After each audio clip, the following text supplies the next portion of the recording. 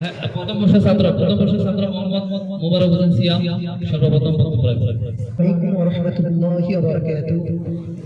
শামসুহাফ ইসলামী আলিম মাদ্রাসা আলিম পরীক্ষার্থী 2024 কর্তৃক আয়োজিত আজকে দোয়া ও বিদায় অনুষ্ঠানে উপস্থিত সম্মানিত মাদ্রাসা সভাপতি এবং প্রধান প্রিন্সিপাল এবং অন্যান্য শিক্ষকবৃন্দ এবং শিক্ষার্থী ভাইয়েরা, আসসালামু আলাইকুম ওয়া রাহমাতুল্লাহি ওয়া বারাকাতুহু।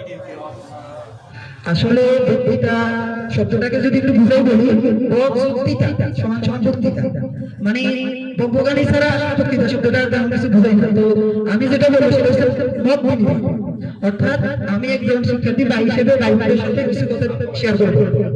তো সবাই রাজি আছেন ইনশাআল্লাহ? ইনশাআল্লাহ অনুষ্ঠানে মনে হচ্ছে সকালে নাস্তা ভালো করে হয় না, সবাই রাজি আছেন তো?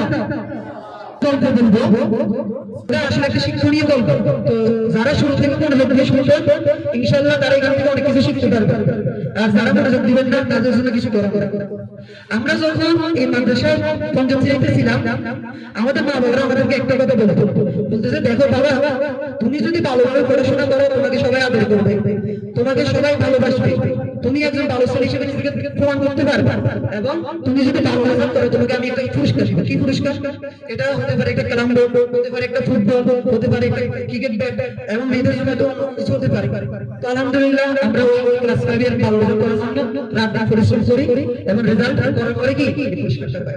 একইভাবে ক্লাস 8 এ যখন আমরা ভালো লেভেলে পুরস্কারের কথা বলবো, যখন ক্লাস 10 এ উঠি ভালো রেজাল্ট করে তখন মা বাবা বলে, আজকে 10 বছরের তোমার সাধনা, যদি এখন তুমি একটা খারাপ রেজাল্ট করো তখন মা বাবা আমাদের কিভাবে বোঝায়, ধরো তুমি একটা সিঁড়ি থেকে 2-3টা সিঁড়ির উপর থেকে তুমি পড়ে গেছো, কিভাবে হাতে ব্যথা পাবে, পায়ে ব্যথা পাবে, কিন্তু তুমি যখন একটা পাহাড়ে উঠে যাও ওইখান থেকে যদি তুমি পড়ে যাও তখন কি কি হতে পারে, তোমার হাত ভেঙে যেতে পারে, পা ভেঙে যেতে পারে, এমনকি মারাও যেতে পারে।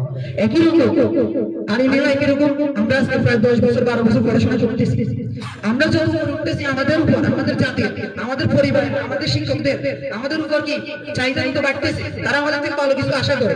কিন্তু আমরা যখন ক্লাস 5 এ যদি ফেল করতাম তাহলে আমাদের যতটুকু ক্ষতি না হবে, এখন আমরা যখন ক্লাস ইন্টার উঠে গেছি, আলিম লেভেলে উঠে গেছি, এখন যদি আমরা করি আমাদের দুর্ঘটনা ঘটার সম্ভাবনা আরো বেশি, অনেক বেশি হতে পারে। এখান থেকে আমাদের ক্যারিয়ারটা পাল্টে যেতে পারে। যে ছেলেটাকে নিয়ে আমরা বলি একটা সুন্দর একটা জাতি গড়ার স্বপ্ন দেখি, সেই ছেলেটা হতে পারে একটা বড় মতপুর পেশা করতো, একদম কি রাস্তায় যেতে পারে। তো এই জন্য অনুরোধ করবো, জীবনে এই পর্যায়ে এসে আগে থেকে আমাদেরকে আরো অধিক দায়িত্বশীল হতে হবে। তো যে কথাটা বলতেছিলাম, এভাবে আমরা একটা পর্যায়ে মাস্টার শেষ করবো, ডিগ্রি শেষ করবো। একটা কথা চিন্তা করে, তো যখন আমরা আলিম পরীক্ষা দিই তখন বয়স কত থাকে? কারো 20 বছর। এইভাবে যখন মাস্টার শেষ করি আমাদের বয়স হয় 26 বছর, 27 বছর। এইভাবে যখন মাস্টার শেষ তখন আমাদের কি করার থাকে? চাকরি খোঁজার, ওখানে আরো 2 বছর।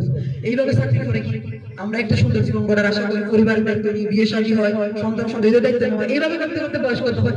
30 বছর। এরপর আসলে চাকরি নিলেন, পরিবারকে নিয়ে থাকলেন, যখন আপনি 50 এর কাছাকাছি চলে যাবেন, এখানে মুরব্বীরা আছে, বর্তমান সময় 45 মাস দিলেই রোগ আক্রান্ত। 45 মাস দিন মানে আপনার ডায়াবেটিস হয়ে যাবে, আপনার বাত ব্যথা, এইভাবে করে করে আমরা মৃত্যুর কাছাকাছি চলে যাই। আচ্ছা একটু ঠান্ডা মাথা আমরা চিন্তা করি তো সবাই, আমাদের জীবনে আমরা 30টা বছর ব্যয় করি কয়টা বছর ভালো থাকার জন্য? 20টা বছর। কারণ 50 পরে আমরা আর কিছু 50 মানে সবাই এখন মৃত্যুর জন্য কি করে? মৃত্যুকে আহ্বান করে। এই 20টা বছরের জন্য আমরা 30টা বছর কষ্ট করতেছি। এখন আমি আপনাদের সবার কাছে প্রশ্ন রাখি, আমরা যে মৃত্যুর পরে জান্নাত কিংবা জাহান্নামে থাকবো, কয় বছর থাকবো? কয় বছর? এটা আমি আপনাদের সবার কাছে প্রশ্ন রাখি। জান্নাতে যাই, জাহান্নামে যাই, কয় বছর? দুনিয়ার 20টা বছরের জন্য আমরা 30টা বছর রাত দিন একদম কষ্ট করতেছি, আমাদের মা বাবার অনুপ্রেরণা দিতেছি, কিন্তু অনন্তকাল জান্নাত জাহান্নামের জন্য আমরা কয় বছর চেষ্টা করতেছি? ওইখানে জান্নাতে যাওয়ার জন্য আমরা কয়টা দিন আল্লাহর কাছে চোখের পানি ফেলাইছি? আমরা যখন দাখিল পরীক্ষা দিই, এখানে আমরা সবাই কিন্তু অনেকে দাখিল শেষ করে এসেছি, আমাদের মা বাবারা রাত দিন জাগ্রত থেকে আমাদের অনুপ্রেরণা দেয়, তারা থেকে বসে থাকে যেন আমার ছেলেটা সারা রাত করে ভালো একটা রেজাল্ট করতে পারে। তো আমি প্রশ্ন রাখি, আমাদের মা বাবার কয়দিন ফজরের সময় উঠে উঠে কষ্ট করে আমাদেরকে ঘুম থেকে ডেকে দেয় যেন আমি আমার ছেলে মেয়েদের সহ আমরা জান্নাতে সুখ শান্তিতে থাকতে পারি? কয়জনের মা বাবা সাহস করে এখানে 10টা হাত উঠবে? আমি গ্যারান্টি দিয়ে বলতে পারি 10 জনের হাত উঠবে না যে মা বাবারা জেগে থেকে কি করে ফজর সময় উঠে। সর্বোচ্চ আমরা যদি মাদ্রাসা 10 টাকা ফলো করতে পারি।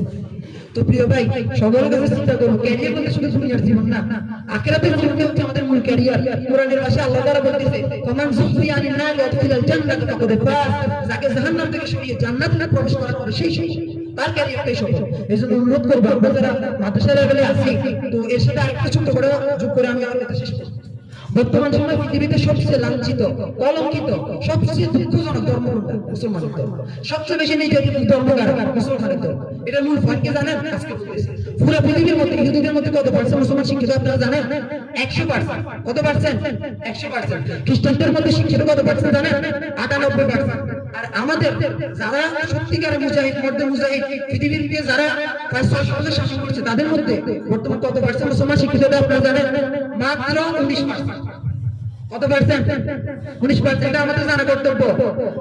তো একটা প্রধান সবাই আমরা সবাই জানি, শিক্ষা জাতির মেরুদণ্ড। যে জাতি যত শিক্ষিত, একটা শিক্ষিত মানুষ কখনো একটা মানুষের গোলামি করবে না। করবে? একটা কুকুর কখনো একটা কুকুরের গোলামি করে না। অতএব যদি সত্যিকারের মানুষ যদি হয়, জান্নাতে যেতে হয়, সকলের কাছে অনুরোধ করবো, কোরআনকে হাদিসকে আমাদের জন্য বেশি সুযোগ। স্কুলের লাইনে যাওয়া তাদের জন্য এত সুযোগ নাই। দয়া করে এই সুযোগগুলোকে কাজে লাগান, নাহলে কালকে আমাদের ময়দান আল্লাহর কাছে কিন্তু এগুলো সম্বন্ধে জিজ্ঞাসাবাদ করা হবে। এই ব্যাপারে কোনো সন্দেহ আছে? অবশ্যই আমাদের প্রতিটা সেকেন্ডের হিসাব আল্লাহকে দিতে হবে। অতএব এই সময়গুলো একটু চিন্তা ভাবনা করে কি কাটাই। অনেক কথা বলে ফেলছি, ভুল ত্রুটি হলে ক্ষমা দৃষ্টিতে দেখবেন। আল্লাহ তাআলা আমাকে আমাদের সবাইকে এই কথাগুলোর উপর আমল করতে দান করুন। ওয়া আখিরু দাওয়ানা আলহামদুলিল্লাহি রাব্বিল আলামিন। আসসালামু আলাইকুম ওয়া রাহমাতুল্লাহি ওয়া বারাকাতুহু।